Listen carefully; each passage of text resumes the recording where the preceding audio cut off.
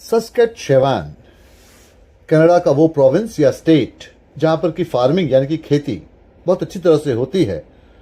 ये 1980s के पहले की बात है, जब वहाँ की कैपिटल सस्केटून इतनी बड़ी नहीं थी और उसके आसपास भी फार्मिंग बहुत सारी हुआ करती थी। एक्चुअली हुआ यूँ था कि वियतनाम वार के बाद यूएस और कनाडा दोनों में काफ़ी फ़र्क पड़ गया था और फिर बहुत सारे लोगों ने जब वो मिलिट्री से लौट के वगैरह आए थे, आर्मी से लौट कर आए थे, तो उन्होंने यहीं पर फार्मिंग में अपना इन्वेस्टमेंट किया था, यहाँ वो काम कर रहे थे। बहरहाल यहाँ पर माइकल नाम के एक नौजवान रहते थे। उस वक्त हैंडसम थे और इस बात का उनको पता था कि वो हैंडसम है तो वो अपने आप को चालाक भी समझते थे और इससे उनके एस्पिरेशंस, उनकी ख्वाहिशें काफ़ी बड़ी हुई थी। स्टडीज़ में बिल्कुल एवरेज थे, कोई बहुत होशियार नहीं थे, तो जाहिर सी बात है कि उन दिनों आपको और आज भी अगर आप स्टडीज़ ठीक से नहीं कर पाते अच्छी जॉब तो मिलेगी नहीं। इस वक्त तो अपने फादर के साथ में रह रहे थे। अब सबसे पहले उनके फादर के ऊपर ही आते हैं, जिनका नाम है राल्सन। राल्सन ने देखा था कि बेटा अब तकरीबन कुछ 25 साल के आसपास होने को आया है, अब तक गर्लफ्रेंड क्यों नहीं बनाई। नहीं, माइकल में कोई कमी नहीं थी। दरअसल माइकल की ख्वाहिशें बहुत ऊंची थी कि बहुत सारा पैसा हो, अच्छा खासा घर हो, खूबसूरत सी लड़की हो, और इसके लिए तो आपके पास पैसा होना चाहिए। वो इतने जल्दी था नहीं, अगर अभी शादी ब्याह कर लेते उनको सेटल हो जाना पड़ता। वो अपने फादर राल्सन के साथ रह जरूर रहे थे मगर वो रहना ही नहीं चाहते थे। क्यों, इसको आप जान लीजिए। राल्सन यूरोप से आए थे सेकेंड वर्ल्ड वॉर के बाद। यहाँ पर आके जब गवर्नमेंट की जो पॉलिसी थी उसको उन्होंने फॉलो किया। गवर्नमेंट ने कुछ ज़मीन उनको दे दी जिसपे वो फार्मिंग कर सकते थे, बेच नहीं सकते थे। फिर उन्होंने फार्मिंग करनी शुरू की। उन्होंने फिर शादी ब्याह भी किया, बेटे हुए माइकल, लेकिन वाइफ की डेथ बहुत जल्दी हो गई। अब यहाँ पर राल्सन ने अपने यूरोपियन रूट्स को, जो उनका कैरेक्टर था, उसको दिखाया। आमतौर पे कनाडा में लोग ऐसे मौके पर दूसरी शादी कर लेते, खासतौर पे तब जब बच्चा छोटा हो। उन्होंने वो नहीं किया। उनकी पूरी जिंदगी अपने बेटे के आसपास ही रिवॉल्व होती रही। छोटी छोटी बातों का ख्याल रखते, खाना बनाते, कपड़े साफ करते, नहलाते, खेलते, खेती बाड़ी भी करते। जब बच्चा थोड़ा बड़ा हो गया और उनको कहा गया कि भाई आप थोड़ा सा लाइब्रेरियन की जिम्मेदारी भी संभाल लीजिए, एक छोटी सी लाइब्रेरी थी, उसकी जिम्मेदारी भी उन्होंने संभाल ली। अब उसका नतीजा ये निकला कि वो लाइब्रेरी में बैठ के पढ़ा भी करते, वहाँ लोग आते उनसे मिलते भी रहते, तो थोड़ा सा उनका जो इंटेलेक्ट था, सोचने का तरीका था, वो डिफरेंट तरह का होने लगा। और फिर इसके अलावा लोगों से उनके कॉन्टैक्ट भी बनने लगे, उनसे उनको रिस्पेक्ट भी मिलने लगा। अब जब उन्होंने देखा कि उनका बेटा पढ़ाई लिखाई में कोई बहुत होशियार नहीं है और सस्केटून जैसी छोटी सी जगह पर रहता है, तो जाहिर सी बात है कि फार्मिंग करके तो पूरी जिंदगी नहीं बिता पाएगा। तो उन्होंने बहुत ही कटौती कर करके पैसों को बचाया बच्चे के लिए। लेकिन दूसरी तरफ ये था कि माइकल, जो फादर की एक लोअर लेवल की लाइफ को देख रहे थे कि एवरेज ढंग से जीते हैं, सीधा साधा खाना खाते हैं, होटल्स रेस्टोरेंट में कभी जाते नहीं, चमक दमक की दुनिया से बहुत दूर है, ये बात माइकल को मंजूर नहीं थी। सस्केटून में वो रहे, नहीं भाई ऐसे तो नहीं होगा। वैंकूवर, मॉन्ट्रियल, टोरंटो जैसे किसी बड़े शहर में चमक दमक की जिंदगी बिताएं, ये उनकी ख्वाहिश थी। लेकिन इस ख्वाहिश के लिए पैसा चाहिए था। और फिर ऐसे में मौका आ गया वियतनाम वार का, जो कि 1955 में शुरू हुआ था, लेकिन 75 में आते आते सिचुएशन काफ़ी ख़राब हो गई। यूएस का काफ़ी नुकसान हुआ, तो यूएस ने एक रूल पास कर दिया कि भाई हर घर से एक नौजवान को लड़ाई में हिस्सा लेना पड़ेगा। अब कनाडा में ये रूल नहीं था, लेकिन यूएस तो कनाडा का भाई, तो उसने अपील की कि भाई आप हमारी हेल्प कीजिए। गवर्नमेंट ने कहा ठीक है साहब, जो जाना चाहते हैं वहाँ जाएं, पैसे आपको मिलेंगे, ट्रेनिंग की ज़रूरत नहीं है, सपोर्टिंग स्टाफ की तरफ से काम कीजिए, खाना बनाइए, बर्तन साफ कीजिए, दवाइयाँ ले जाइए, जो भी है ये सारे काम कीजिए। तो इन्होंने, माइकल ने उस के लिए अप्लाई कर दिया, उनको चुन भी लिया गया। फादर ने समझाया ये क्या करते हो, लेकिन माइकल के दिमाग में उस वक्त राल्सन के लिए इज्जत कम थी और एक तरह का गुस्सा तो नहीं कहेंगे, लेकिन एक रिवॉल्ट, एक बगावत ज़्यादा थी। तो उन्होंने कहा कि देखिए साहब, मुझे आपने बंद करके रखा सस्केचून में, मैं कुछ और करना चाहता हूँ। अब माइकल अपने ऊपर जिम्मेदारी नहीं ले रहे थे कि मेरी पढ़ाई लिखाई ठीक से मैं कर नहीं पाया तो मैं इसमें अटक गया हूँ, फादर को ब्लेम कर रहे हैं। तो उन्होंने कहा कि देखिए साहब, आपकी वजह से मैं यहाँ से कहीं बाहर जा नहीं पाया, अब एक मौका मिला है, मैं बाहर की दुनिया देखना चाहता हूँ। बेचारे राल्सन को उसके बाद में बड़े बड़े बुरे ख्वाब आते रहे कि बेटे के साथ क्या हो रहा है, क्या नहीं हो रहा है। वो जो पीरियड था बेटे के लौटने के पहले का, उन्होंने बड़ी ही मुश्किल में बिताया, फुट फुट के अकेले में रोया करते थे। खैर, राल्सन गए लड़ाई के मैदान में, वहाँ उन्होंने कुछ वक्त तक के काम किया और उसके बाद में लौट के आए। वजह यह थी कि यूएस गवर्नमेंट पे प्रेशर बढ़ने लगा कि भाई इस लड़ाई को ख़त्म कीजिए, हमारा बेकार लॉस हो रहा है, लोग मारे जा रहे। फिर उस वक्त के जो यूएस के प्रेसिडेंट थे निक्सन, वो वाटरगेट स्कैम में फंस गए। तो जो वापस लोग आए और यूएस की कंडीशन भी कोई बहुत अच्छी नहीं थी फाइनेंशियली, तो उनको कुछ ऐसे वैसे देकर सिपाहियों को या सोल्जर्स को यहाँ वहाँ भेज दिया गया। नतीजा ये निकला कि माइकल के हाथ में भी कुछ पैसा नहीं आया, खाली हाथ गए थे, खाली हाथ आए। नजरें झुकाकर फादर के साथ फिर रहने लगे, बड़े परेशान रहने लगे। फादर को बेटे की हालत देख के अच्छा नहीं लगा, तो फादर ने उनको समझाया बुझाया, कहा ठीक है बेटा, तुम फार्मिंग नहीं करना चाहते मत करो, लाइब्रेरियन का काम ही थोड़ा बहुत कर लो, देखो मेरे पास सारा पैसा, ये ले लो और जो चाहे वो करो, दुनिया का एक टूर करके आओ। लेकिन अब माइकल के साथ ये बात नहीं थी। अब तक के जो उन्होंने लड़ाई के मैदान में देखा था उसके अंदर उनके अंदर एक सेल्फ रिस्पेक्ट भी पैदा हो गया था। फादर के घर में रह के खा रहे हैं, वो एक बात समझ में आती है, इनके पैसों से वर्ल्ड टूर पे जाओ और काम ना करूं, नहीं नहीं भाई, अपना कुछ करना है। और ऐसे में उनको मौका मिल गया। मेजर कॉलिंस ने उनको कॉल किया। अब मेजर कॉलिंस वो थे जिन्होंने कि वियतनाम वार के वक्त में इनकी काफी मदद की थी, इनको बड़ी खतरों से बचाया था, मुसीबत से बचाया था, तो इनके ऊपर बड़ा अच्छा इंप्रेशन पड़ा था। लौट के आए तो मेजर कॉलिंस के साथ भी वही हुआ, कुछ छोटे मोटे पैसे दे दिए गए, नौकरी से अलग कर दिया गया। तो मेजर कॉलिंस ने फोन करके माइकल से कहा कि देखो भाई, मैं सर हैम्पशायर के लिए काम कर रहा हूं सूडान में, जो कि अफ्रीका में है। अब सर हैम्पशायर का नाम यूरोप में बहुत था, वो बहुत सारे कॉन्ट्रैक्ट्स लिया करते और गवर्नमेंट की मदद से पैसे काफी सारे वो बना रहे थे। तो जाहिर सी बात, इनके साथ काम करने के बाद पैसे तो बहुत मिलेंगे। लेकिन सूडान में, अफ्रीका में, ये तो डिक्टेटर का राज चलता है, वहां तो कायदे कानून भी नहीं होते, बड़ी मुश्किल हो सकती है। अब जब ये खबर माइकल ने सुनाई अपने फादर राल्सन को, तो बाप बेटे के बीच में यहाँ डिस्कशन बढ़ने लगा। राल्सन ने माइकल से कहा कि भैया तुम ये क्या करते हो, एक वक्त में तुम्हारी उसने जान बचाई होगी, लेकिन अब ऐसा है कि अब वहां जा रहे हो, ये मत करो, ये खतरा लेने की जरूरत नहीं है। वो आदमी पहले कुछ और रहा होगा, अब कुछ और बन गया होगा, हो सकता है, क्योंकि लड़ाई के मैदान से जो लौट कर आता है वो हमेशा वैसे तो नहीं रहता। कभी तुम्हारी जान बचाई होगी, तुम्हारी मदद की होगी, उसका काम था। लेकिन अब एक प्राइवेट कॉन्ट्रैक्टर के लिए जा रहे हो, वो भी सूडान में। भाई सूडान में तो बड़ा खतरा है, और फिर यहाँ की जिंदगी में नुकसान क्या है, अच्छा खासा जी रहे हो, रह रहे हो, तुम मेरे लिए कोई बोझ नहीं हो, तो यहाँ चैन से रहोगे। सूडान में तो जंगली जानवर होते हैं, डिक्टेटर होता है, रूल्स नहीं होते हैं। अब वो ये बेटे को नहीं बता पा रहे थे कि बेटा तुम जब गए थे वियतनाम वार के लिए तो मैं रो रो के पागल हो गया था, अब तुम फिर जा रहे हो और अब के बाद शायद न लौटो तो मैं और भी परेशान हो जाऊं। लेकिन ये बात तो चाह कर भी अपने बेटे को समझा नहीं पा रहे थे। लेकिन उस पर अब माइकल ने उनसे समझा के कहा कि देखो भाई, बात ऐसी है कि जो बेटा होता है वो बाप का फर्दर एक्सटेंशन नहीं होता। एक घर नहीं है कि आपने कमरा जोड़ दिया और बेटा बन गया, ऐसा नहीं होता। पर्सनालिटी अलग होती है सबकी।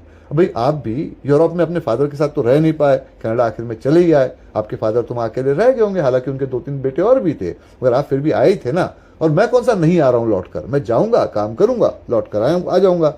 लेकिन माइकल भी इस बात को जानते थे कि अपने फादर से अभी वो झूठ बोल रहे। प्लान तो उनका वही था कि एक बार वहां जाऊं, काम करूं, वहां से पैसे जो भी मिल जाए ले लूं, और उसके बाद में फिर कहीं और जाके सेटल हो जाऊं, फादर को वहां बुलवा लूं।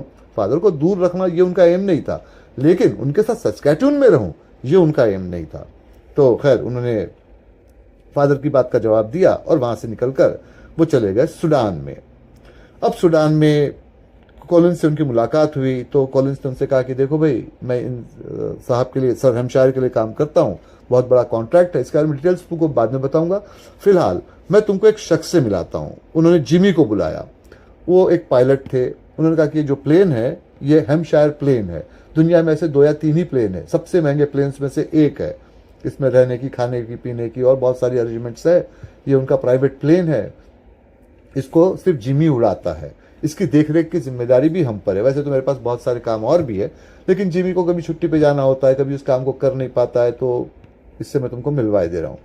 अब तब तक के लड़ाई के मैदान में जो उन्होंने हिस्सा लिया था माइकल ने, वहाँ कई लोगों को देखा था, जिमी को भी उन्होंने देखा। जिमी एक खूबसूरत सा नौजवान था, उनकी उम्र का था और चेहरे से बड़ा खुशनुमा लग रहा था। तो उसने बड़े फ्रेंडली ढंग से इनसे हाथ मिलाया। उसने कहा कि ठीक है साहब, आप आइए, वेलकम, जब भी आपको कुछ पूछना होगा पूछिए, 2-3 दिन आराम कीजिए। लेकिन कॉलिंस ने माइकल को अलग से ले जाके कहा कि आराम करने का वक्त नहीं है, मैं तुमको कल की मीटिंग के पहले, क्योंकि कल एक इवेंट है छोटा मोटा जहाँ पे हम शायद तुमसे मिलेंगे, तुम उसके पहले तैयारी कर लो। तो उन्होंने फ्रैंक से मिलाया। अब फ्रैंक तो थे उस प्लेन के इंचार्ज। बात को समझ लीजिए, एक बड़ा सा प्लेन है जो कि हैम्पशायर प्लेन के नाम से जाना जाता है, दुनिया का सबसे महंगा प्लेन। उस प्लेन को उड़ाने का जिम्मा है जिमी का, लेकिन उस प्लेन की देखभाल करने का जिम्मा है फ्रैंक का। खैर फ्रैंक जो थे 50 साल के आसपास थे, ईमानदार आदमी लग रहे थे, बड़े सीधे साधे थे और दूसरों के लिए उनके दिल में एक तरह से कंपैशनेट यानी कि जिसको हम कहते हैं एम्पैथी होना, हमदर्दी होना, ये साफ लग रही थी। थोड़ी देर बात करके ही माइकल समझ गए कि इस आदमी पर भरोसा किया जा सकता है, ये बड़ा अच्छा आदमी है। उन्होंने उनसे बात की, फ्रैंक ने सारी बातें उनको समझा के बताई कि प्लेन क्या है, किस तरह का है। तब तक के वहां से कॉलिंस तो जा चुके थे, जो मेजर कॉलिंस थे वहां से जा चुके थे, तो उन्होंने उनको सारी चीजें समझाई और उन्होंने फिर कहा कि भाई अब ये बताओ कि तुम और क्या पूछना चाहते हो।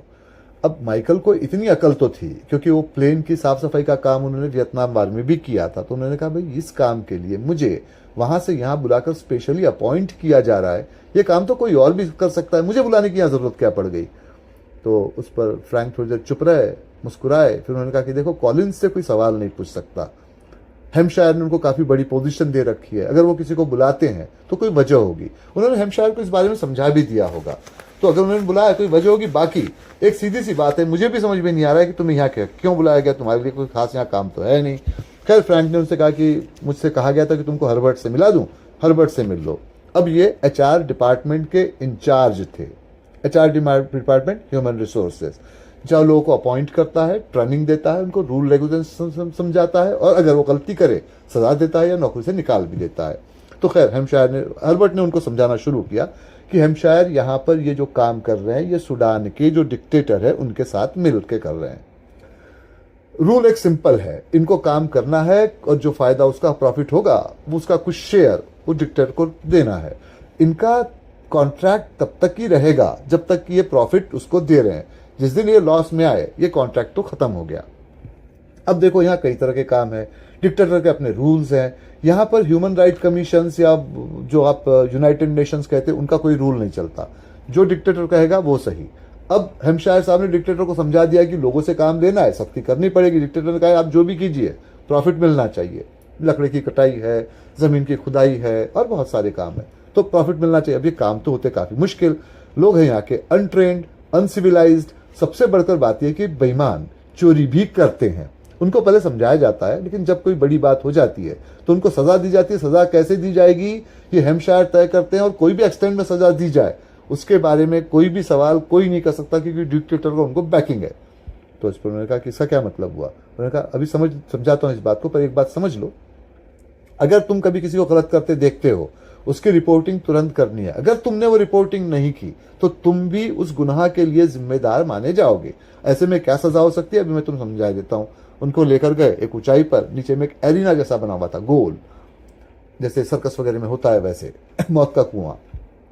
उन्होंने एक बटन को दबाया तो अंदर के जो दरवाजे थे वो खुले और उस कुएं के अंदर में कुआं तो एग्जैक्टली नहीं था, एक गहरा सा गड्ढा जैसे था, वहां पे बहुत सारे लॉयंस आ गए, कुछ 12-15 लॉयंस होंगे। उन्होंने कहा ये है जंगली लॉयंस, ज्यादातर इनको भूखा रखा जाता है। जब कोई शख्स कोई ऐसा काम करता है जो कि बहुत खतरनाक है, हमको बहुत नुकसान पहुंचा सकता है, गद्दारी वाला मामला है, सजा देने से काम नहीं चलेगा, तो उसको एग्जाम्पलरी बनाया जाता है। जहां हम खड़े हैं या और लोगों को बुला के दिखाया जाता है, उसको इसमें फेंक दिया जाता है और ये जो लॉयंस हैं ये उसको आधे घंटे में इस तरह से साफ कर देते कि कभी वो था भी यहाँ इसका पता भी नहीं चलता। तो ये देखकर वो डर गए। तो उस पर उन्होंने कहा कि देखो अब मैंने तुमको ये सारा जो बता दिया है इसको तुम्हें खामोशी से अपने अंदर ही रखना है, क्योंकि इस बात को बाहर निकालोगे तो तुम मुसीबत में आ जाओगे। दूसरी बात कि यहाँ आना ये तुम्हारी मर्जी पर था, जाना तुम्हारी मर्जी पर नहीं है। जब तक के सर हेम्पशायर तुमको यहाँ से रिलीज ना करना चाहे तुम नहीं जा सकते, क्योंकि यहाँ रह के तुमने सारी सिस्टम को तो सीख लिया है, जाओगे कैसे। अब ये सुनकर उनको परेशानी हो गई, लेकिन परेशानी दो बातों से ज्यादा हुई। पहली बात तो ये कि उनको लगा कि कॉलिंस ने उनको झूठ कह दिया है कि यहाँ बहुत पैसा मिलेगा। पैसा तो शायद मिल भी जाएगा लेकिन यहाँ कैद हो जाएंगे ये नहीं मालूम था। दूसरी बात है कि उनके फादर पे क्या बीतेगी जब उनको पता चलेगा कि यहाँ वाकई फंस गए हैं। खैर फोन करने की तो उनको आज़ादी थी, तो उन्होंने अपने फादर को फोन किया, फादर ने बात की। फादर ने कहा बेटा तुम वहाँ गए तो हो लेकिन लौट आओ, तुम कहोगे तो मैं लाइब्रेरी का काम भी छोड़ दूंगा, लेकिन अब तुम यहाँ पर आ जाओ किसी तरह से, हम साथ साथ में वक्त बिताएंगे। देखो भी मेरा वक्त कटता नहीं, तुम्हारी माँ की मौत बहुत पहले हो गई थी, मेरा सारा वक्त तुम्हारे साथ ही बीता, तुमको देख के जागा हूँ, तुमको देख के सोया हूँ, ऐसे से कैसे होगा। लेकिन अब ये मौका जज्बात दिखाने का नहीं था, तो उन्होंने झूठ कह दिया माइकल ने। उन्होंने कहा कि देखिए मैं यहाँ मुझे काफ़ी पैसे मिलने जा रहे हैं, आपको बुढ़ापे में काम करने की ज़रूरत नहीं रहेगी, मैं पैसा लेकर आऊँगा। तब उन्होंने कहा, देखो मुझे पैसे की ज़रूरत नहीं है, मुझे तुम्हारी ज़रूरत है, तुम यहाँ आ जाओ। मैं अपने सारे किए कि तुमसे माफ़ी मांगता हूँ, जाने अनजाने मैंने जो किया होगा, लेकिन मैं तुमको अपने से दूर नहीं रख सकता। लेकिन माइकल ने कहा, देखिए मैं तो इस वक्त काम पे हूँ, बहुत बात नहीं कर सकता, जल्दी आपसे बात करूंगा, मिलने आ जाऊंगा। खैर उन्होंने फ़ोन को डिस्कनेक्ट कर दिया। अगले दिन हैम्पशायर के यहाँ इवेंट था, वहाँ पर सारे लोगों को बुलाया गया था, ये भी वहाँ पर पहुँचे। जब वहाँ पर पहुँचे तो उनको ऐसा लगा कि कोई दो आंखें उन पर नज़र रख रही है। उन्होंने आसपास में नज़र दौड़ाई, किसी का पता उनको नहीं चला। एक बात तो साफ थी, मिलिट्री में जब वो काम कर रहे थे वियतनाम वार में, तो कोई स्नाइपर, कोई और सिपाही छिपकर उनको देखता, इसका एहसास उनको हो जाता कि खतरा है। वो खतरा यहाँ लग रहा था लेकिन पता नहीं चल रहा था कि कौन है। खैर उनको हैम्पशायर से मिलाया गया। एक बड़े रुआबदार इंसान थे, लेकिन बड़े सॉफ्ट किस्म के भी लग रहे थे, क्योंकि साफ पता चलता था ये आदमी सॉफ्ट तो नहीं है। जैसे उनको इसके पहले हर्बर्ट से मिलाया गया था, वो एचआर वाले थे जिसने बताया कि लॉयंस कैसे लोगों को मारते हैं। जिस तरह से वो ठंडा बोल रहा था, लेकिन उसके बातों का एक एक वर्ड का मतलब खतरनाक था, वैसे ही हैम्पशायर की बातों से भी इस बात का पता चल रहा था। तो हैम्पशायर ने पहले अपनी बात को साफ कर दिया। उन्होंने कहा कि भाई तुम मिले हो हर्बर्ट से, उसने सब समझा दिया होगा, मुझे बताने की आगे ज़रूरत नहीं है, तुम्हारे जिम्मे काम है वो ये। उन्होंने एक लड़की को बुलाया, मिरांडा आई, 25 साल की लड़की थी, नौजवान थी। उसको खूबसूरत तो खैर ना कहा जाए, लेकिन अबो एवरेज ठीक तरह से लग रही थी, सीधे साधे कपड़े पहने हुई थी। लेकिन सबसे बढ़कर बात यह कि जो 25 साल की लड़कियों में एक शौकी होती है, उसका उसमें कोई पता नहीं था। वो एकदम से खामोश और ऐसे उदास जैसी लग रही थी। तो उन्होंने कहा, ये मेरी बेटी है, यहाँ सारे काम सीख रही है, आगे चल के सारे कामों को इसको चलाना है। मेरा प्लेन मुझे जान से ज़्यादा प्यारा, तो इसके बारे में भी इसको तुम सिखाओगे, और अगर हो सके तो इसको थोड़ा सा फ्लाइंग की ट्रेनिंग भी दो। बाकी ट्रेनिंग तो ये बाद में ले ही लेगी, लेकिन अभी इसको बैठा के समझाओ कि इंजन कैसे काम करता है, किस तरह से उड़ता है, और इसके अंदर क्या साफ सफाई करनी होती है, क्या क्या एहतियात बरतना होता है। तुम्हारे पास में 1 हफ्ते का वक्त है, 1 हफ्ते तक के इसको सारी बातें समझा देना। अब से ये लड़की तुम्हारे साथ में काम करेगी। अब वो चले गए वहाँ से हैम्पशायर।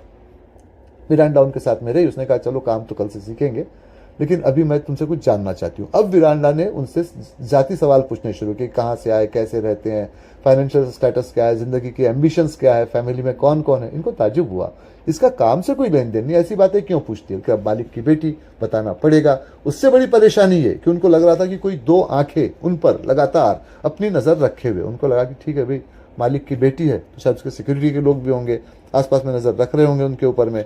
खैर वो खामोश हो गए। माइकल ने कुछ वक्त उनके साथ में बिताया और फिर वहाँ से निकलकर वो वापस आए। अगले दिन उनकी फ्रैंक से मुलाकात हुई। तो फ्रैंक ने पूछा कि इवेंट में क्या क्या हुआ था। तो उन्होंने सारी बातें बता दी कि वहाँ क्या क्या हुआ था। और फिर उन्होंने पूछा कि मिरांडा से मेरी मुलाकात हुई, मिरांडा के चेहरे पर उदासी थी, क्यों। अब देखिए, जिस तरह से माइकल को फ्रैंक पर भरोसा होने लग गया था, फ्रैंक वही जो ईमानदार सीधा साधा आदमी, तो वैसे ही फ्रैंक को भी माइकल के ऊपर भरोसा होने लग गया। उनको लगा कि ये नौजवान है, सारी बातों को ईमानदारी से कह देता है। तो उन्होंने अपने बारे में बताना शुरू किया कि देखिए साहब, आज से तकरीबन कुछ 30 साल पहले की बात थी। हैम्पशायर साहब जहाँ यूरोप में रहते थे, मैं भी वहीं रहता था, हम बचपन के दोस्त भी हुआ करते थे। उन्होंने शादी कर ली, उनकी बेटी हो गई मिरांडा, लेकिन उनकी वाइफ की मौत जल्दी हो गई। मिरांडा को उन्होंने मेरे हवाले कर दिया कि इसको पाल पोस के तुम बड़ा करो। वो अपने बिजनेस में बिजी रहा करते थे, मैंने शादी ब्याह नहीं किया था, बाद में मेरी कोई ख्वाहिश भी नहीं हुई। मिरांडा मेरी बेटी की तरह से थी। अब वो जब बड़ी हो गई तो उसको वहीं पर एक लड़के से प्यार हो गया। वो लड़का इनके कम्युनिटी का नहीं था, और ये साहब हैम्पशायर साहब तो इन बातों को बहुत ज़्यादा मानते हैं। उन्होंने अपने बेटी को सूडान में यहाँ बुलवा लिया जहाँ पर वो काम कर रहे हैं। अब एक लड़की जो यूरोप में रह रही है, अच्छी खासी जिंदगी जी रही है, उसको आप सूडान में लेकर आ गए, जहाँ पर किस तरह का जंगली इलाका है, इस तरह के लोग रहते हैं सॉरी इस तरह के लोग रहते हैं, और आप उनको वहाँ रहने के लिए कह रहे हो। लड़की कैसे रहेगी। उस पर से मुश्किल ये हुई कि वो नौजवान जो इससे प्यार करता था, इसका पीछा करते करते यहाँ पर भी आ गया। साहब को पता चल गया, इन्होंने उसको पकड़वा लिया। मिरांडा को इस बात की खबर नहीं लगी, उसको उसी लॉयन डैन में फिकवा दिया, जहाँ लॉयन ने उसको साफी कर दिया। बाद में मिरांडा को ये बात पता चली, तब से मिरांडा अब इस तरह से खामोश रहती है। तो ये बड़ी मुश्किल वाली बात है। तो उन्होंने कहा कि वो तो सब ठीक है, लेकिन क्या इस पर नजरें भी रखते हैं। उन्होंने कहा हाँ ज़रूर रखवाते होंगे, क्योंकि एक ही इकलौती लड़की है, और क्यों रखवाते हैं इसकी वजह भी है।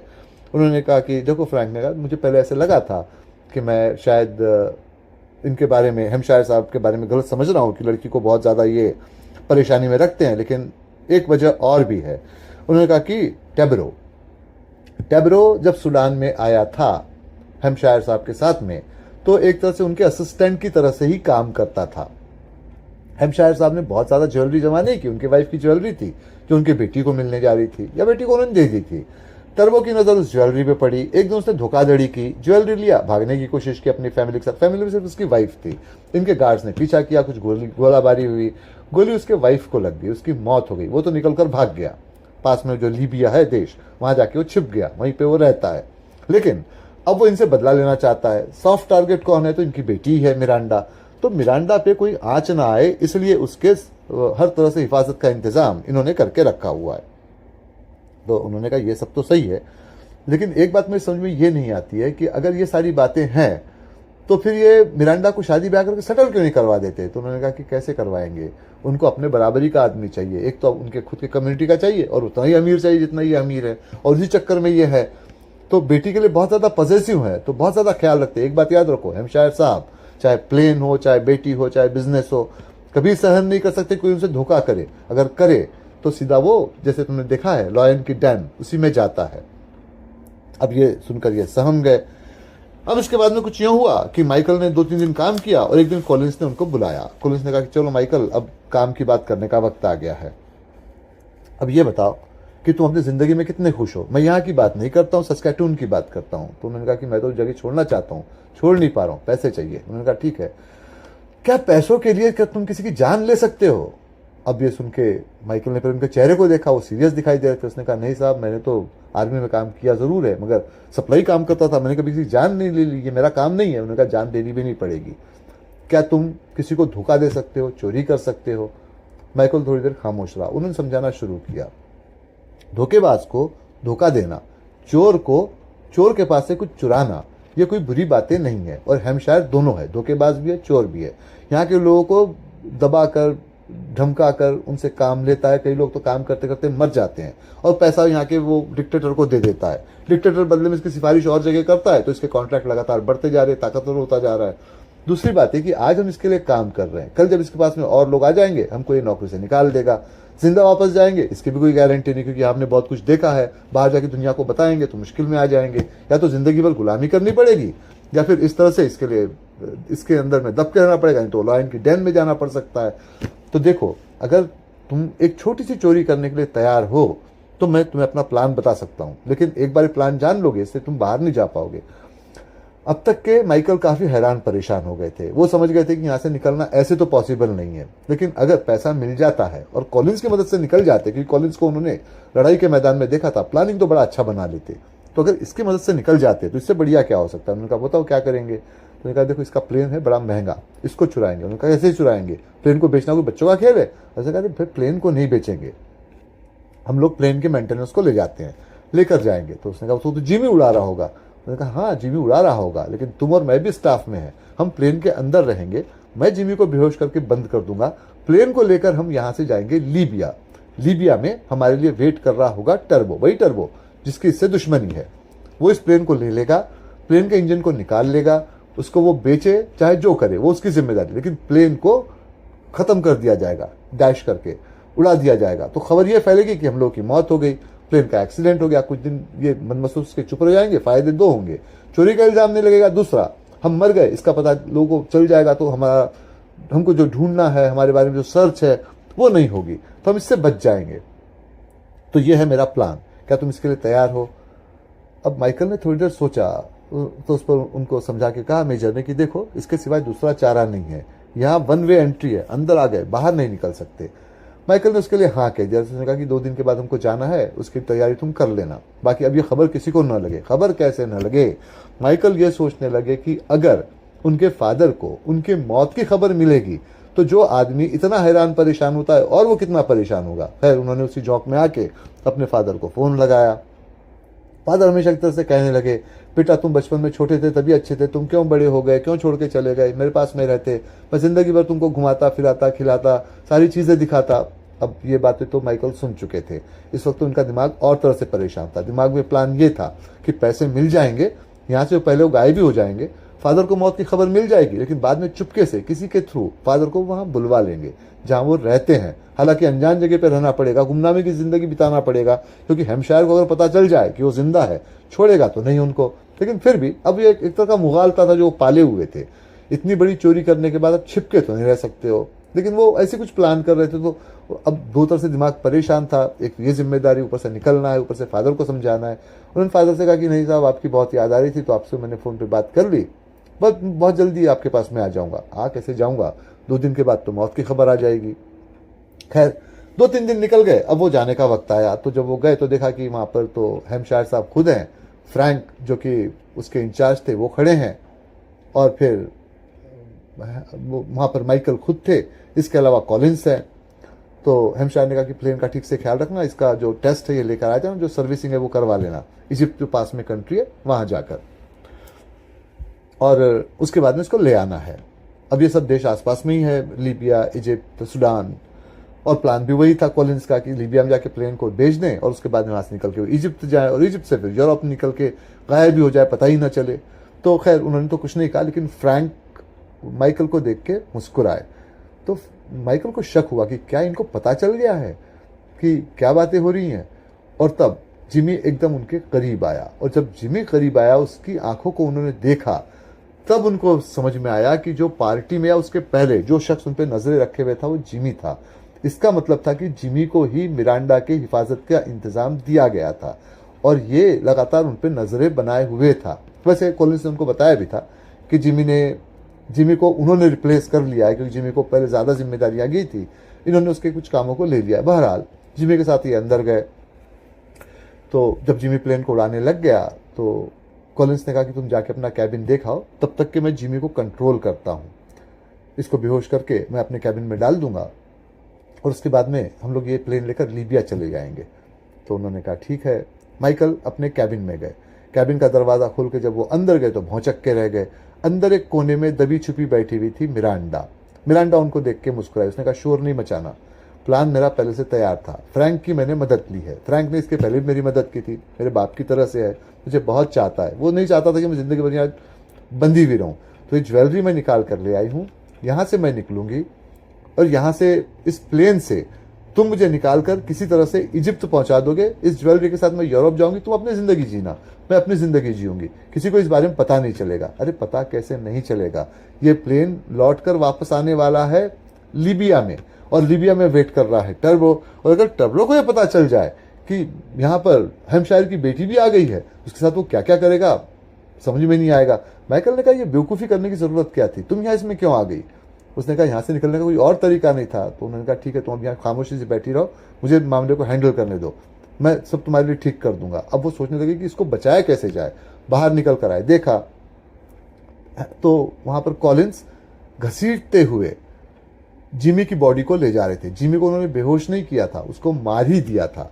जिमी के मुंह से और सिर से जो खून निकल रहा था, साफ पता चलता था कि वो मर चुका है। मतलब इसने जिमी को मार ही दिया है। प्लान कुछ और था, ये कर कुछ और रहा है। इसका मतलब यह कि इसको ये पता चल जाए कि हैम्पशायर की बेटी यहाँ पर है, या तो इसको मार ही देगा या इसको बेच ही देगा टर्बो को, उसके और भी पैसे इसको मिल जाएंगे। लेकिन इस वक्त में मिरांडा को बचाना बहुत जरूरी था। सीधी सी बात थी, माइकल खून नहीं कर सकते थे, जैसा कि उन्होंने कहा, धोखाधड़ी कर सकते हैं, चोरी कर सकते हैं, खून करना उनका काम नहीं। तो उन्होंने तुरंत में अपना फैसला लिया। वो हैम्पशायर के पास गए, उन्होंने कहा कि कैबिन तो मैंने देख लिया है, लेकिन साइड में भी एक कैबिन है, मैं जानना चाहता हूँ कि इस कैबिन के अंदर में क्या है। तो हैम्पशायर ने कहा उस कैबिन को तो खाली रखा गया है। उसने कहा चलिए तो सही देखते हैं वहाँ और क्या क्या रखा हुआ है। हैम्पशायर ने उस प्लेन को ऑटो पे डाल दिया, इसको लेकर वहाँ गए, कैबिन को खोला। जैसे ही वो अंदर गए, इसने उनको धक्का दिया, हैम्पशायर ने कॉलिंस को, और उस दरवाजे को बंद कर दिया। वापस आए, प्लेन को उड़ाया, मिरांडा को बुलाया, नहीं बताया कि वापस जा रहे हैं वो वापस सूडान, हैम्पशायर के पास, उसके फादर के पास। बताते लड़की शोर मचाती। फिर जब प्लेन वहाँ नीचे उतर गया, तब उसको मिरांडा को पता चला कि तो वापस लौट के आए हैं। वहाँ पर सारा उनका स्टाफ तैयार था। तो उन्होंने जो फ्रैंक था उसको सारी बातें बताई। फ्रैंक को सारी बातें वैसे पहले से ही पता थी, लेकिन फिर वो हर्बर्ट भी वहाँ पर आ गया, जो HR डिपार्टमेंट का इंचार्ज था। मिरांडा को लेकर वहाँ से वो चला गया। फ्रैंक को उसने वहीं रुकने के लिए कहा, अपने कुछ लोगों को छोड़ा। एक तरह से फ्रैंक और माइकल उसके हिरासत में थे। कुछ 2 घंटे लगे। 2 घंटे के बाद में हैम्पशायर खुद आए। हैम्पशायर ने फ्रैंक से कहा तुम पहले भी बेवकूफ़ थे, अभी भी बेवकूफ़ हो, ये लड़की कभी सुधरेगी नहीं। तुम्हारी जगह कोई और होता तो अभी मारा जाता। ये बेवकूफ़ियाँ तुम कितने बार करोगे, उस लड़की की मदद करते रहते हो, आज ये लड़की मुसीबत में आ गई होती। फिर उन्होंने फ्रैंक से कहा कि तुम जाओ, 1-2 दिन की छुट्टी लो, लेकिन काम में लौट कर वापस आना, दोबारा ये गलती नहीं होनी चाहिए। खैर फ्रैंक ने अपनी गर्दन को झुकाया, चुपचाप से चले गए। फिर उन्होंने माइकल से बोलना शुरू किया, माइकल वैसे तो तुमको जाना चाहिए था वो लॉयंस की डेन में, क्योंकि धोखाधड़ी तो तुमने भी की थी, मगर चूंकि तुमने मेरी बेटी को बचाया है तो मैं तुम्हें इसके लिए माफी दे रहा हूं। मैंने कॉलिंस को उन लॉयन की डेन में डाल दिया है। तुमको छोड़ा सिर्फ इस बात के लिए जा रहा है कि अगर तुम लौट के वापस यहाँ कभी ना आओ या इस बात के जिक्र किसी और से ना करो, ये वर्ड्स मैं तुमसे चाहता हूं। मैं समझ सकता हूं कि तुम एक नौजवान हो, लेकिन तुम्हारे वर्ड्स की कीमत है। मैंने तुमको जांचा परखा है, मैं लोगों को जानता हूं। तो अगर तुम ये वर्ड्स मुझे देते हो तो तुम्हें छोड़ा जाता है। अब माइकल को कॉलिंस के मौत के बारे में बड़ा अफसोस हुआ, लेकिन साथ साथ वो भी समझते थे कि कॉलिंस ने भी जिमी की जान ली थी और जरूरत पड़ती तो शायद वो उनकी भी जान ले लेते, मिरांडा की भी जान ले लेते। तो उन्होंने खामोशी से वो चुप रहे। तो उन्होंने कहा ठीक है, तुमने अब तक जो काम किया उसके ये पैसे, बदले में मेरी बेटी को जो बचाया उसके भी ये पैसे हैं। दोबारा लौट के यहाँ फिर कभी नहीं आना है। माइकल ने वो पैसा लिया, बड़े उदास दिल से वहाँ से वो निकले। उनके दिमाग में फ्रैंक भी था, कॉलिंस जिनकी मौत हो गई वो भी थी, मिरांडा भी थी, लेकिन अब वो हेम्पशायर के सामने कुछ कर नहीं सकते थे। खामोशी से वहाँ निकले। कुछ 2 दिन के बाद में वो पहुंचे सस्कैटून, जहाँ उनके फादर उनको मिलके गले लपट के रोने लगे। लेकिन उसके 1 हफ्ते के अंदर ही दोनों बाप बेटा वहां से टोरंटो चले आए। आखिर बाप ने अपनी जिद छोड़ दी, फार्मिंग को छोड़ा, लाइब्रेरी को छोड़ा। वाइफ की कबर पे जो हर सैटरडे संडे फूल चढ़ाने जाया करते थे सस्कैटून में, उसको भी वो भूल गए, क्योंकि वो जान गए थे कि अब उनको जो जिंदा है उसके साथ में अपनी जिंदगी बितानी है, ये नहीं कि जो मर चुके हैं उनके ख्याल में अपनी जिंदगी को वो काटते रहें। तो ये था सारा किस्सा। आपके जो भी सवाल हो यहाँ रखें, उनके जवाब आपको देता हूं।